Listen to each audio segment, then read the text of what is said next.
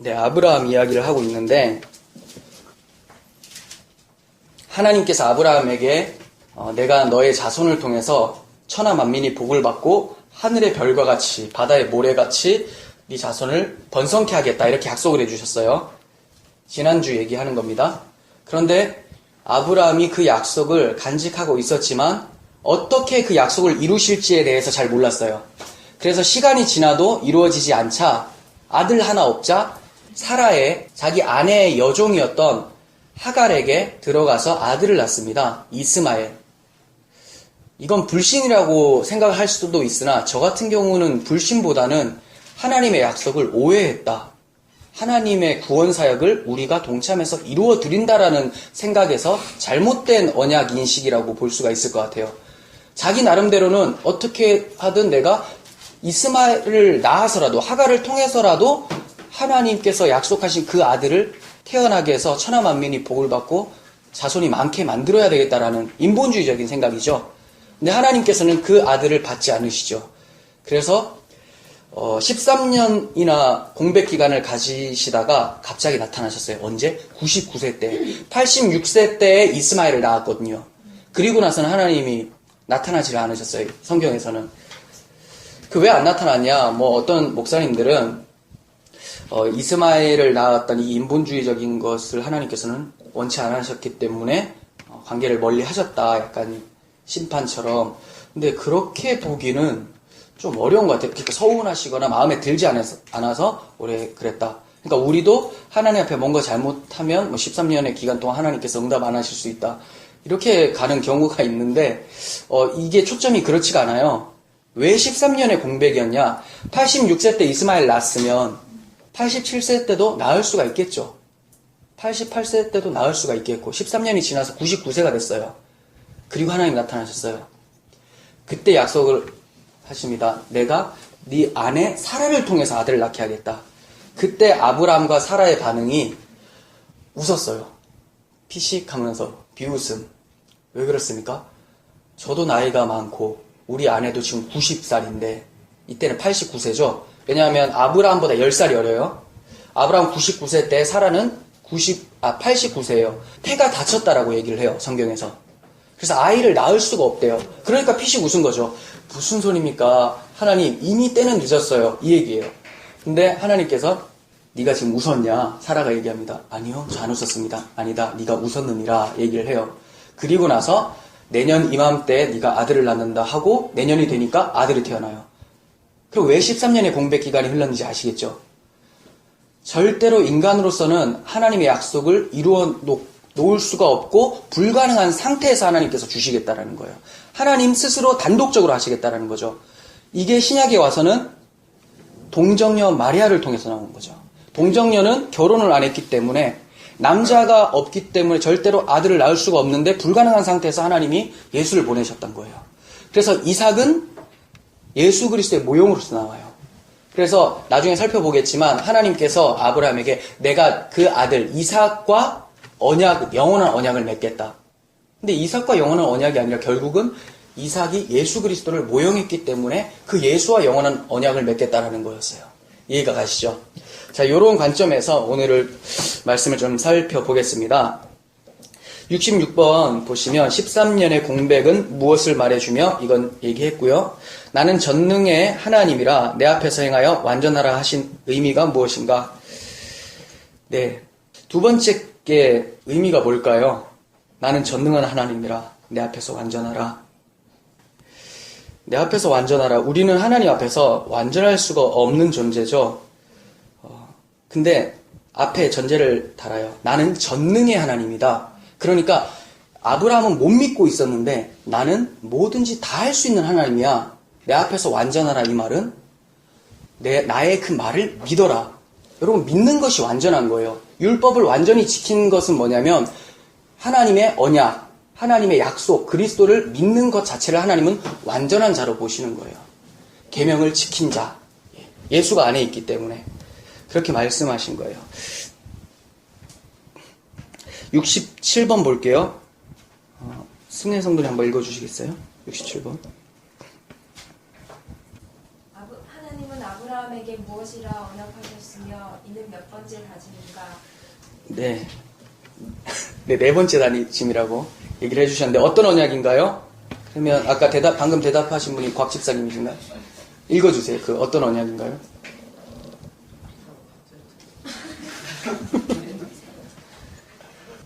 내가 내 언약을 나와 너 사이에서 전생을 하라. 하시니 아브라함은 족들이었더니 하나님 족들을 말씀하셨습니다. 이르되 보라 내 언약이 너와 함께 있으니 너는 여러 민족의 아버지가 될지라고. 네. 내가 내 언약을 나와 너 사이에 두었다. 이렇게 얘기하셨어요. 그러면 보세요. 언약을 아브라함이 여기 있고 하나님이 여기 계신데 너 사이에 두었다 언약을. 그 언약의 주체가 여기서는 이삭이죠. 근데 그 이삭은 누구를 얘기하고 있다 했어요? 예수 그리스도의 모형이라 했죠. 우리와 하나님 사이에 둔 언약이 누군가요? 예수예요. 그래서 그 얘기를 하는 거예요. 언약이 바로 우리가 하나님께 나아갈 수 있는 길이신 예수 그리스도를 얘기하고 있었다라는 거예요. 그래서 너를 크게 번성하게 하겠다. 아브라함이 엎드렸더니 하나님이 또 그에게 말씀하여 이르시되 보라 내 언약이 너와 함께 있으니 너는 여러 민족의 아버지가 될지라. 이렇게 얘기합니다.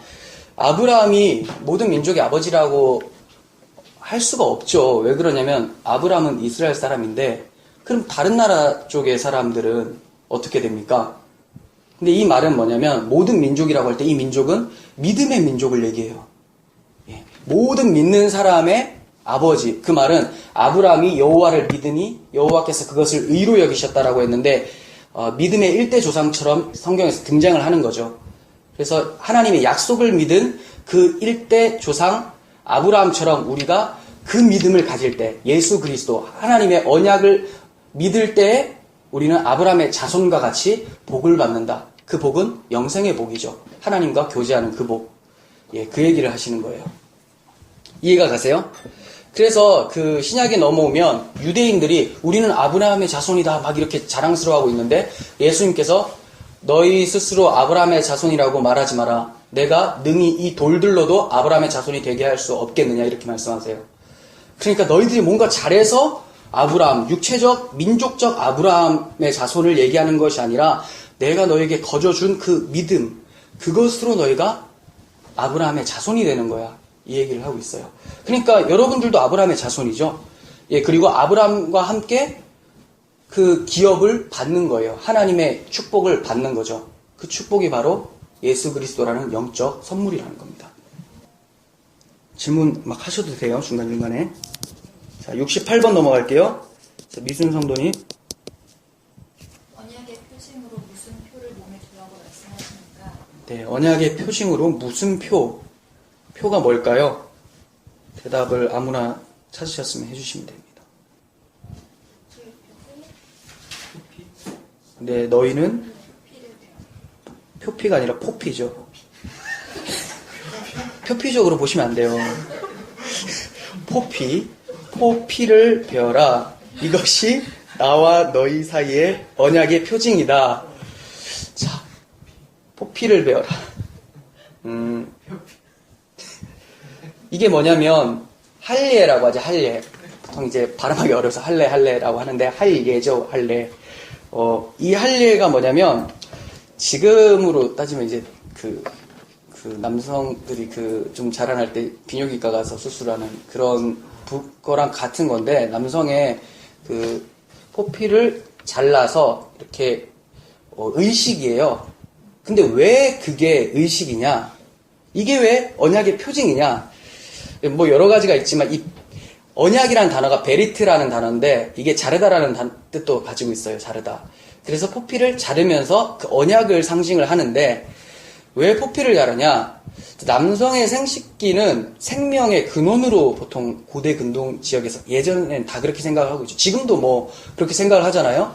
이게 잘렸다라는 것은 뭐냐면 그 포피가 잘렸다라는 것은 하나님께서 이제 육적 생명을 끊어내고 이제 이게 8일째 포피를 자르거든요. 8일은 7이라는 완전수에서 8은 새 출발. 그래서 새 창조의 숫자예요. 하나님께서 그 날, 8일째 되는 날 하나님 백성으로 새롭게 만든다.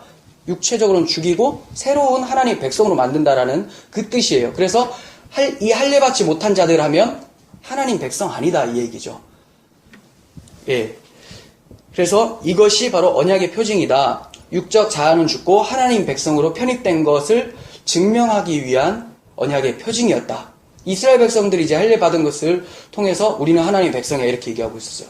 그럼 신약에 넘어와서 이 할례의 의미는 어떻게 변화됐을까요? 비슷해요. 글자가 하나만 달라져요. 세례죠, 세례. 그 사도 바울이 로마서에서 너희가 육체적 할례를 하는 것이 아니라 마음의 할례를 해야 된다. 그러니까 육체적 할례는 민족적 이스라엘 백성을 얘기하지만 하나님이 민족적 이스라엘을 세우신 이유가 영적 이스라엘, 교회를 얘기하기 위해서 구약성경에 잠깐 들어 쓰셨단 말이에요. 근데 아직까지도 예수가 오셨는데도 할례를 해야 된다라고 하니까 사도 바울이 그거 아니다. 마음의 할례, 마음의 커팅을 해야 된다는 거죠. 그러니까 우리 심장이 그 죄악에 물들어 있었던 심장이 죽고 새로운 심장이라고 하니 좀 그러네요. 새로운 마음으로 바뀐다라는 거죠. 에스겔 36장에서도 얘기하죠. 내가 새 마음을 너희에게 주고 굳은 마음을 제거하겠다. 굳어버린 마음은 할례로 끊어버리고 새 마음을 주겠다라는 거예요. 이게 세례를 통해서. 근데 이 세례는 여러분 계속 생각할 때 지금 이 세례를 생각하시잖아요. 그 세례는 지금 중요한 게 아니에요. 영적 세례는 뭐라고 했습니까? 세례 설명했죠. 위에서 압도적인 무언가가 화장실에서 물을 딱 내렸을 때 확 쏟아져서 고물들이 다 쓸려 내려가는 것처럼 압도적인 무언가가 우리를 덮쳐서 위의 것이 아래를 완전히 잠식해서 형체가 어떻게 돼요? 위의 것만 남게 되는 예수로 세례를 받는다라고 성경이 얘기해요. 성령으로. 그러면 뭐만 남아요? 성령의 사람으로, 예수의 사람으로 변화시킨다라는 거예요. 이 세례만이 하나님 백성이 될 수 있는 표다. 근데 이것을 우리가 시청각 교제와 같이 이제 조금 더 그 친밀하게 다가오게 하기 위해서 또 교회에서는 세례식을 베풀죠. 예. 그래서 그때 또 영적 은혜가 또 임하죠. 그런 부분입니다. 자, 구약 성경에서는 할례로 하나님 백성임을 얘기를 했었다. 그리고 69번 옆에 아라 성도님. 아브라함과 사르의 이름을 무엇이라 바꿔주시며 그렇게 하신 의도가 무엇인가?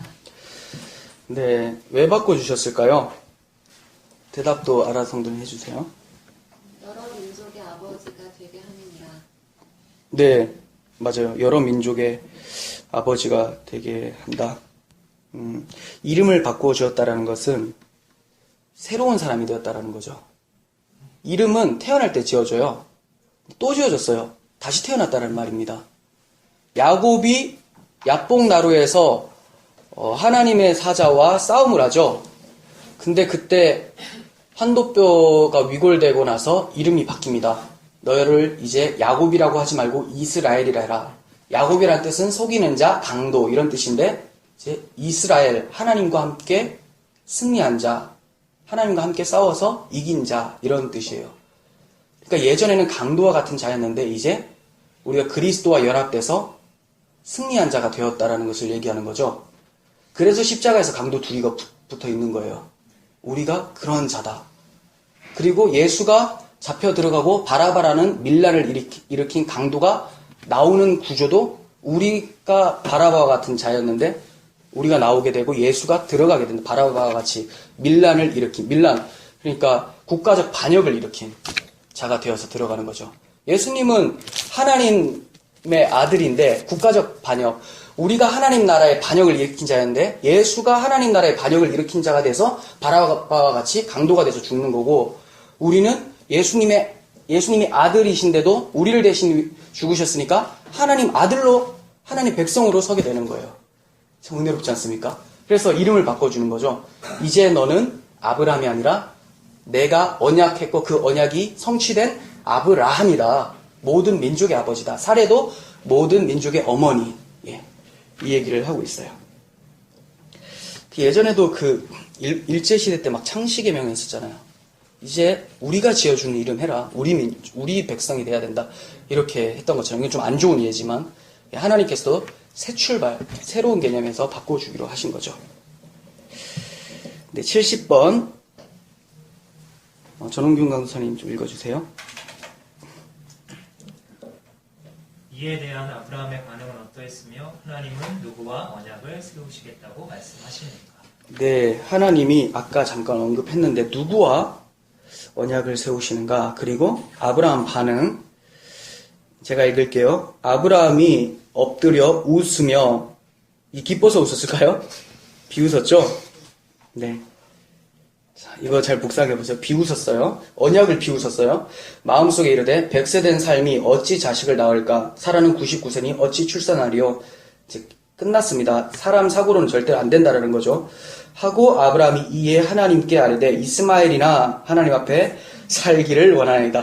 이게 아마 번역은 나 이런 거는 없었을 것 같은데 아주 실감나게 번역을 잘한 것 같아요. 이스마엘이나 잘 살게 해주세요.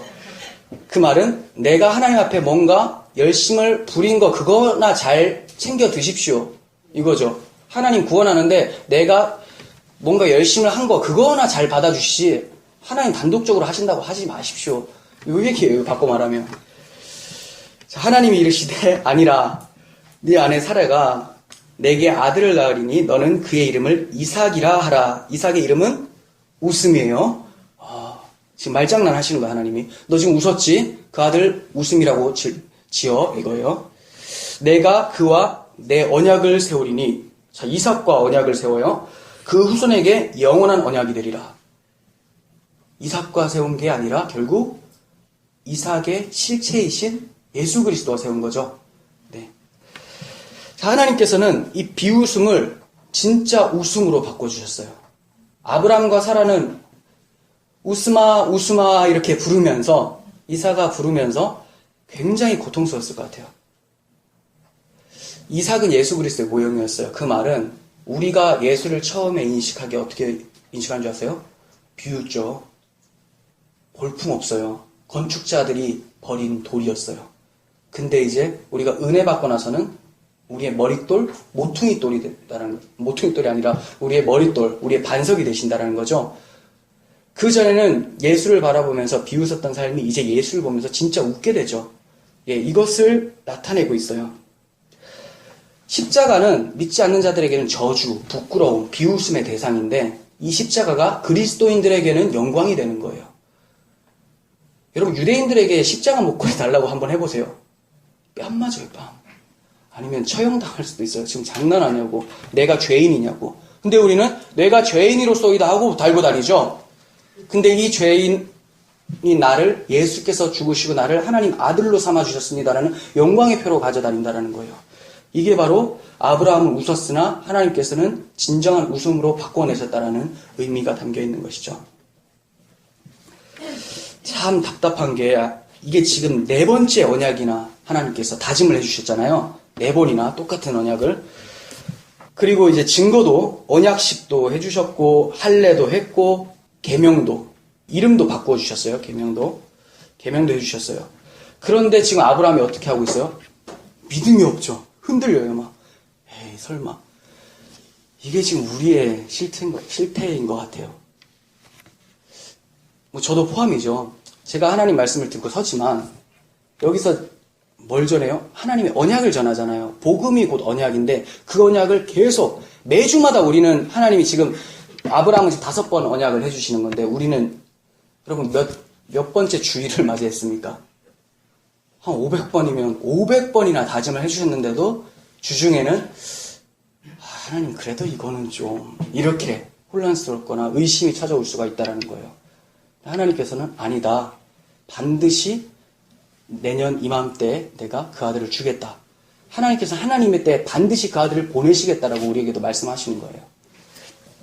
네, 참 우리는 이렇게 믿음 없음을 보이지만 하나님은 우리를 포기하지 않으시고 끝까지 아브라함을 챙기셨던 것 같이 우리를 챙기시는 모습을 볼 수가 있습니다. 71번 아들을 낳으리라는 말씀이 믿어지지 않아서 속으로 웃고 있는 사라에게 뭐라고 말씀하셨는가? 그러니까 남편이나 아내나 똑같아요. 다 비웃어요. 이렇게도 볼 수 있겠죠. 뭐 목사나 성도나 다 비웃고 있죠. 하나님을. 네. 근데 하나님이 어떻게 하시는지 보겠습니다. 사라가 속으로 웃고 이르되 내가 노쇠하였고 내 주인도 늙었으니 내가 무슨 즐거움이 있으리요. 즐거움이라는 것은 이 당시 즐거움은 아들을 낳는 게 즐거움이었어요. 내가 어떻게 아들 낳으리요? 여호와께서 아브라함에게 이르시되 사라가 왜 웃으며 이르기를 내가 늙었거늘 어떻게 아들 낳으리요 하느냐 여호와께서 능하지 못한 일이 있겠느냐 기한이 이를 때에 내가 내게로 돌아오리니 사라에게 아들이 있으리라 이렇게 말씀합니다. 네, 여호와께서 능하지 못한 일이 있겠느냐 전능하시다라는 거예요. 하나님께서 아브라함을 방문한 목적은 초점이 사라였어요. 사라를 통해서 아들을 낳게 해주신다는 것을 약속해 주시는 거예요. 이 장면이 신약 성경에 오면 마리아에게 찾아온 하나님의 사자, 주의 사자가 주의 천사라고 하죠. 볼 수가 있어요. 누가복음 1장 36절 제가 읽어드릴게요. 37절까지. 보라, 내 친족 엘리사벳도, 이게 세례 요한의 어머니예요. 엘리사벳도 늙어서 아들을 배었느니라. 본래 임신하지 못한다고 알려지니가 이미 6달이 되었나니 대저 하나님의 모든 말씀은 능하지 못하심이 없느니라. 똑같이 얘기했죠. 신약 성경에 와서. 하나님이 여호와께서 능하지 못함이 있느냐라고 해놓고 신약에 와서 마리아에게 똑같이 얘기하세요. 그 말은 이 구약시대에 사라에게 하셨던 그 언약은 마리아를 통해서 불가능을 가능케 하시는 동정녀 탄생으로 예수 그리스도께서 나신다라는 것을 얘기하고 있죠. 하나님께서 아브라함을 부른 지 25년이 지날 때까지 그 아들을 왜 주시지 않았느냐 말씀드린 대로 사라가 자녀를 생산할 수 없는 정말 처녀의 몸과 같은 상태, 불가능한 상태에서 아들이 낳는 것을 구약 성경에서 이미 보여주고 계셨던 거예요. 구약 시대에. 네. 하나님께서 이렇게까지 약속을 해주셨고 또 그 약속의 실체가 우리 가운데 2000년 전에 오셨어요. 그리고 다시 오신다고 말씀하셨으면 이제 우리는 믿을만 하죠. 우리는 아브라함을 한 번도 약속의 실체를 본 적이 없었는데 우리는 아브라함이 그토록 바라고 있었던 그 실체를 마주 대했죠. 역사 속에서 오셨다라고. 예수께서 가상인물이라는 견해는 거의 없어요. 예수님이 하나님의 아들이냐 아니냐의 문제고 예수님이 역사 속에서는 반드시 계셨다라는 것이 대부분의 학자들의 견해예요. 그렇다면 예수님은 진짜 오셨는데 어떻게 오셨느냐? 하나님께서 그렇게 아브라함에게 약속하셨던 실체로 오셨던 거죠. 약속을 이루어 주셨어요. 존 파이퍼 목사님이 얘기를 하십니다. 장래에 대한 은혜, 앞으로 주님 오시는 그날이죠. 그 은혜는 어디에 기반하느냐? 과거의 은혜에 기반한다. 하나님께서 그 아들을 2000년 전에 보내셨던 그 언약에 기반해서 반드시 주님이 다시 오신다는 것도 우리가 믿고 있다. 그러니까 장래의 믿음이 그냥 오는 게 아니라 하나님의 약속이 이미 이루어졌기 때문에 거기에 대한 믿음이 우리는 더 확고해질 수 있다는 거예요. 참 은혜롭지 않습니까? 네. 자, 누가복음 1장 37절 내용인데 이건 넘어갈게요. 72번 넘어가고 똑같은 겁니다. 73번. 자, 아들을 낳으리라는 기쁜 소식 후에 소돔과 고모라 얘기가 나와요. 자, 아브라함에게는 지금 축복을 얘기하고 있죠. 너는 그렇게 불신을 하지만 내가 반드시 언약을 실행시킬 거야. 그래서 아들을 주신 장면이 나오는데 그렇게 하고 나서 19장, 아까 그게 17장이었고 19장에 소돔과 고모라의 심판이 일어납니다. 네. 이게 왜 그렇습니까? 복음이 이렇게 양면성이 있다는 것을 얘기하고 있어요. 하나님의 언약 가운데 하나님이 은혜로 불러주시고 믿음을 주신 아브라함에게는 이게 하나님의 약속이 실현되면서 하나님의 은혜가 임하는 것으로 되어 있지만 그 언약 밖에 하나님의 약속을 믿지 않는 자들 가운데에서는 하나님은 심판밖에 없다는 것을 대조적으로 보여주고 있는 거예요. 그러니까 여러분들은 이 교회 안에, 이 건물 안에 있기 때문에 아브라함의 자손이 아니라 예수 그리스도라는 진짜 성전 안에 있기 때문에 아브라함의 언약을 받는 거고 아무리 여기에 있어도 그 예수라는 그 언약이 없다면 여러분들은 소돔과 고모라의 상태를 맞이하게 될 거라는 거죠. 그 모습이 어디에 나타났느냐?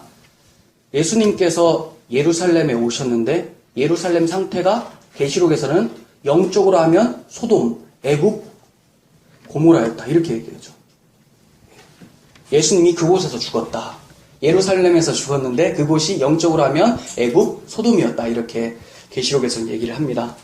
이와 같이 소돔이란 나라가 잘못된 것이 아니라 우리도 예수 밖에 있다면 소돔과 고모라의 결국을 맞이하게 된다는 겁니다. 요한복음 3장 36절을 한번 보겠습니다. 참 여러분들 그 개념을 정리하는 데 도움이 될 말씀인데 3장 36절 한번 찾아보세요. 요한복음 3장 36절.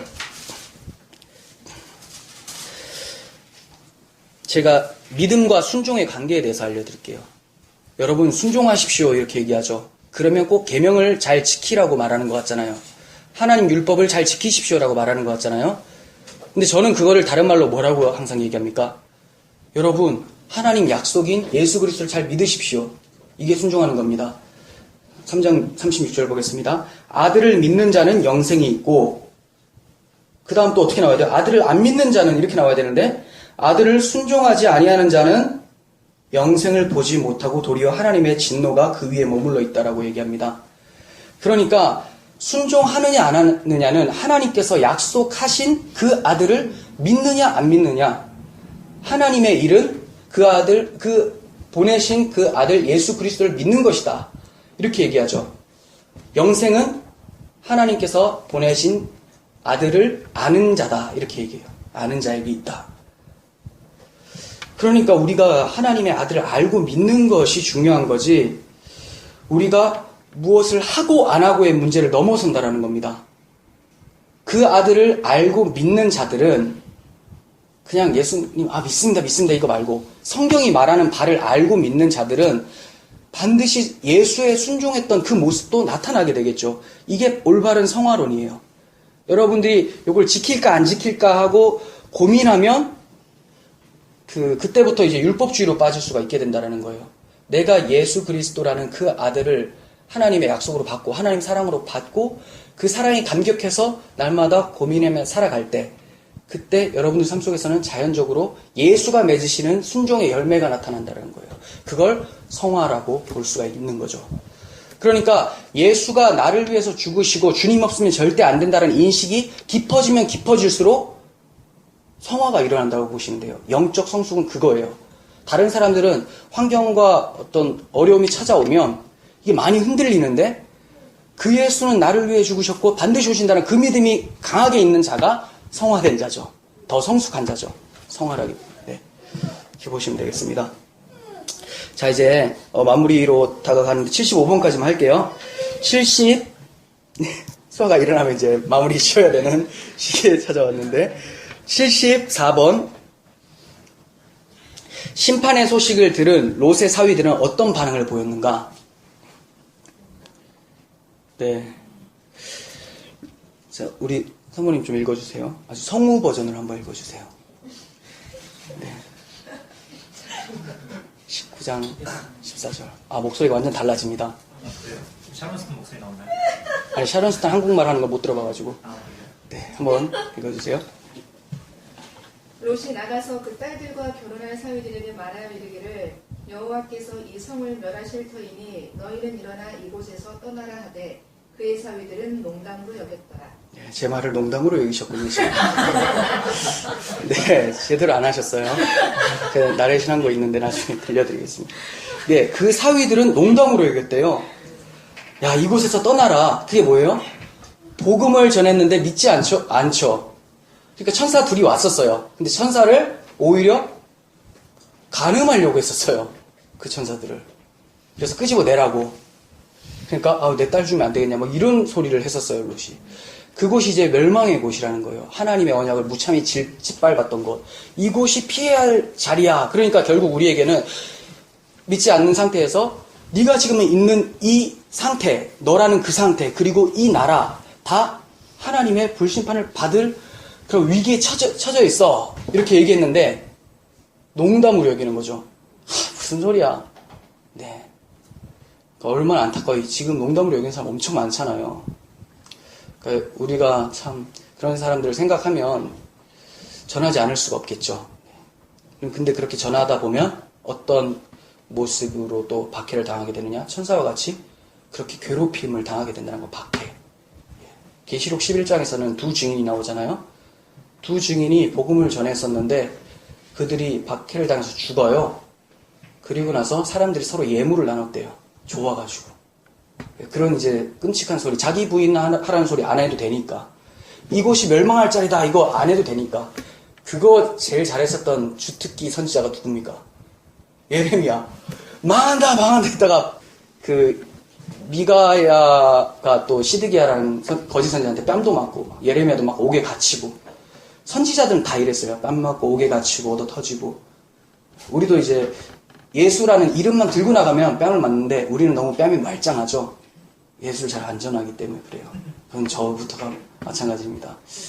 네, 참 우리 주변에 있는 사람들 마음으로 품고 기도하면서 겸손하게 복음을 전할 수 있었으면 좋겠습니다. 마지막 번호 보겠습니다. 75번. 노아 홍수와 소돔의 심판은 무엇에 대한 예표라고 말씀하시는가? 자, 읽어드릴게요. 노아의 때에 된 것 같이 인자의 때도 그러하리라. 이게 누가복음 17장 26절인데 노아의 때에 된 것 같이, 이게 노아의 때 뭐가 있었어요? 홍수라는 심판이 있었죠. 인자의 때도 그렇다. 예. 그리고 롯이 소돔에서 나가던 날에 하늘로부터 불과 유황이 비오듯 하며 그들을 멸망시켰느니라, 이렇게 말씀합니다.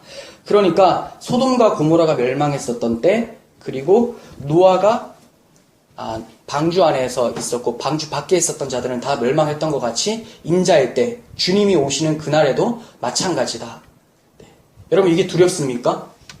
아니요. 이거는 물론 우리도 이제 날마다 믿음을 체크하긴 해야 되는데, 중요한 것은 우리에게는 구원의 날임을 선포하는 거예요. 제가 많이 말씀드렸죠. 노아의 방주는 구원과 심판을 동시에 보여주고 있는 좋은 예라고. 방주 안에 있었던 노아에게는 기쁨이죠. 내가 밖에 있어야 되는데 내가 안에 있구나. 우리 노아라는 영화 봤잖아요. 거기도 노아가 방주 안에 있으면서 무슨 소리를 들어요? 사람들이 그 물에 다 잠겨서 막 비명소리 지르고 죽어가는 모습을 막 들어요. 그러면 굉장히 만감이 교체하는 모습을 표정에서 많이 봤는데, 그게 뭐냐면 내가 여기 들어올 자격이 없는데, 내가 저기 똑같이 물에 침잠되어야 될 사람인데 내가 여기 안에 있구나, 이것을 얘기하고 있었죠. 물론 감독은 여러 가지 적그리스도적으로 얘기를 했지만 우리는 굉장히 은혜로, 곡해해서 은혜로 잘 받았었죠. 예, 감독은 그것까지 생각을 못했지만 우리 교회는 항상 내면성을 강조하다 보니까 다들 욕하는데 우리 교회만 은혜 받아가지고 막 그때 눈물도 나고 그러더라고요. 근데 표면적으로는 그 사람 감독이 이상한 사람이죠. 막 뱀 가죽 이렇게 팔 두르고 이러잖아요. 비늘. 이걸 보면서 적그리스도라고 하는 저는 우리의 모습이 뱀의 모습은 다 자기 처음 자리 인식, 그러면서 더 은혜를 감사할 수 있지 않느냐. 자의적인 해석이죠. 네, 아무튼 저희는 그렇게 은혜를 받았었습니다. 네, 그렇습니다. 하나님께서는 그 예수 그리스도께서 노아의 때와 같이 소돔의 때와 같이 반드시 오신다라고 합니다. 우리는 그날을 간절히 기다리는 사람들이죠. 방주 안에서 홍수를 기다리는 자, 새 출발을 하기 위한 자들이라고 볼 수가 있습니다. 네, 이것을 마무리로 오늘 공부는 마칠 텐데 혹시 질문하고 좀 있으면 얘기해 주세요.